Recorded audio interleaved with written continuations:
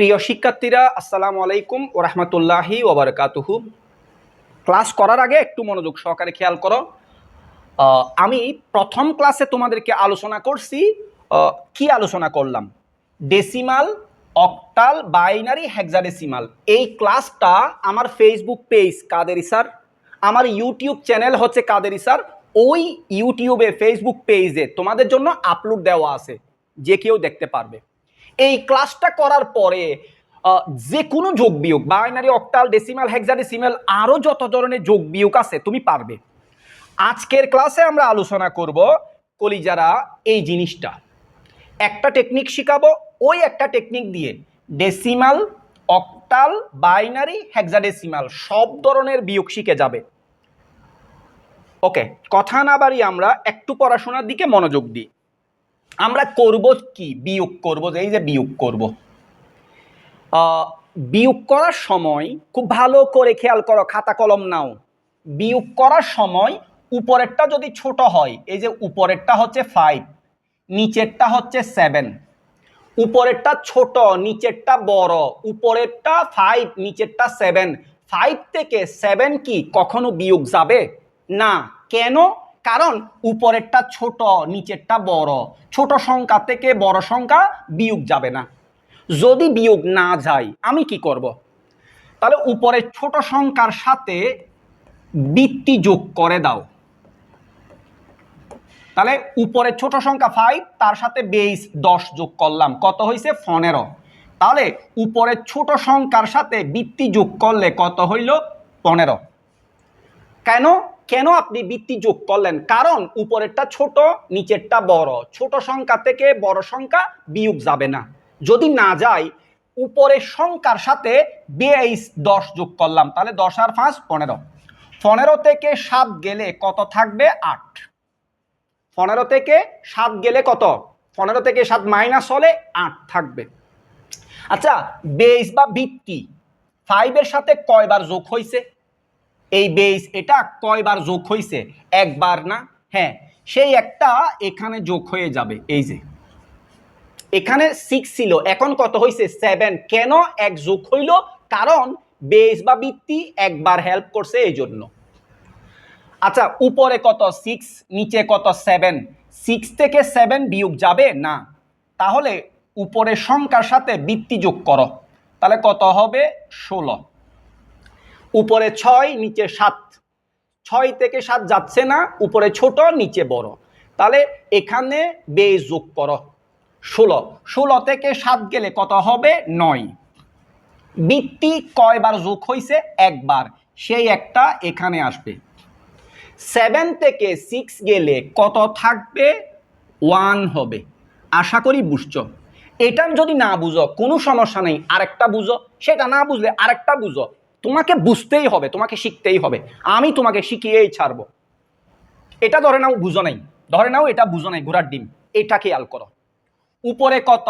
5, নিচে কত? 7। 5 থেকে 7 কি বিয়োগ করা যাবে? উপরে 5, নিচে 7 যাবে না। কেন যাবে না? কারণ উপরেরটা ছোট, নিচেরটা বড়, এই জন্য। তারপর আমরা কি করব? 5 এর সাথে 8 যোগ করব, বৃত্তি যোগ করে দিব। উপরের ছোট সংখ্যার সাথে বৃত্তি যোগ করে দিলে কত হবে? 13। আমরা এখানে 13 লিখে দিব। ওকে, 13 থেকে 7 গেলে 6 থাকবে, 6। আচ্ছা, বৃত্তি এটা কয়বার হেল্প করছে, কয়বার যোগ হয়েছে, কয়বার সাপোর্ট দিছে? একবার, সেই একটা এখানে চলে আসবে। 6 থেকে 7 বিয়োগ যাবে না, 6 থেকে 7 যাবে না। তাহলে 6 এর সাথে বৃত্তি যোগ করো, 8 6 কত হবে? 14। 14 থেকে 7 গেলে এখানে থাকবে 7, 7 থাকবে আর কি। আচ্ছা, বৃত্তি কয়বার গেছে হেল্প করতে? একবার, সেই একটা এখানে চলে আসবে। 7 থেকে 6 গেলে এখানে 1 থাকবে, 1। আশা করি বুঝছো। ধরে নাও তুমি এটাও বুঝো নাই, এটাও বুঝো নাই, চেষ্টা করছো, এটাও বুঝো নাই, এটা বোঝার চেষ্টা করো। শুধু একটা বুঝো, তুমি সবকিছু পারবে ইনশাল্লাহ।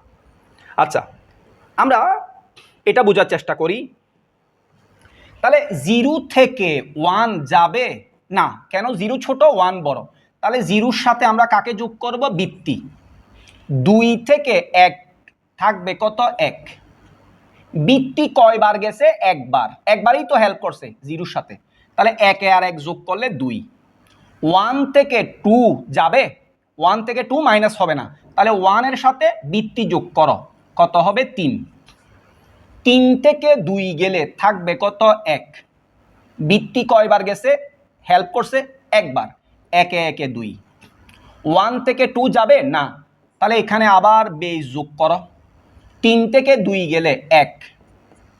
বৃত্তি একবার গেছে, এখানে 1 আসবে। 1 থেকে 1 গেলে 0, ঘোড়ার ডিম। এটা লিখলেও কি না লিখলেও কি। আশা করি সবগুলা বুঝছো। আমরা লাস্টেরটাতে আসি। উপরে কত 3, নিচে কত 5। 3 থেকে 5 যাবে না, তাহলে যেহেতু 3 এর সাথে বেস যোগ করো, কত হবে 19। 16 আর 3 কত 19। কেন যোগ করছি? কারণ ওই যে 3 থেকে 5 বিয়োগ যাচ্ছে না, তো 19 থেকে 5 গেলে, 19 থেকে 5 মাইনাস হলে থাকবে কত 14। আমরা 14 লিখতে পারবো না, হেক্সাডেসিমালে 14-কে ই বলে। 16 3 19, 19 থেকে 5 গেলে 14, 14 লেখা গুণা হবে, গুণা। তো 14 না লিখলে কি লিখবো? ই লিখবো। বেস কয়বার যোগ হয়েছে? একবার, সেই একটা এটার সাথে যোগ করো। বি সাথে 1 যোগ করলে কত হবে? বি মানে 11, 11 কে 12, 12-কে আমরা সি বলি, তাহলে এখানে এটা কত হয়ে যাবে? মনে মনে সি। কেন সি হইল? কারণ ওই যে বেস একবার যোগ হয়েছে, সেই জন্য এখানে বি মানে 11, 11 কে 12, 12-কে আমরা সি বলি। ওকে, 0 থেকে সি যাবে না, তাহলে আবার বেস যোগ করো। 16 থেকে সি মানে 12, উপরে কত 16, নিচে সি এর মান কত 12। 16 থেকে 12 গেলে কত থাকবে? 4 থাকবে, 4। বেস কয়বার গেছে? একবার, 1 1 কত হবে? 2। আর এখানে কত আছে? 10। অর্থাৎ বেস বা বৃত্তি একবার হেল্প করছে না, 1 1 কত 2। উপরে এ মানে 10, 10 থেকে 2 গেলে থাকবে কত? 8। এটাই হচ্ছে বিয়োগ। তুমি অফলাইনে অনলাইনে কারো ক্লাস করার কোনো দরকার নাই, তুমি আমার চ্যানেলে যাও, সাবস্ক্রাইব করারও দরকার নাই। আমি তোমাদের জন্য আজকে কি করাবো? প্রথম ক্লাসে যোগ ইউটিউবে আপলোড দিয়ে দিছি, 2 নাম্বার ক্লাসে করাবো বিয়োগ, ওকে। 3 নাম্বার ক্লাসে করাবো যে এই যে 10টা অনুক্রম, মানে এটার পরে এগুলা কত হবে, এগুলা বোর্ড কোয়েশ্চেন সবগুলা। 4র্থ নাম্বার ক্লাসে আমি তোমাদেরকে করাবো মনারা, এই জিনিসগুলা, এই যে এগুলা করলে মিনিমাম তুমি 2-3টা এমসিকিউ মাস্ট কমন পাবে, গ্যারান্টেড। ঠিক আছে, এগুলা বোর্ড কোয়েশ্চেন। আমি ফার্স্টে বোর্ড, কোন বোর্ড এটা লিখতে ভুলে গেছি, আমি দিয়ে দিব। ভালো থেকো, পরবর্তী ক্লাসে দেখা হচ্ছে। আসসালামু আলাইকুম।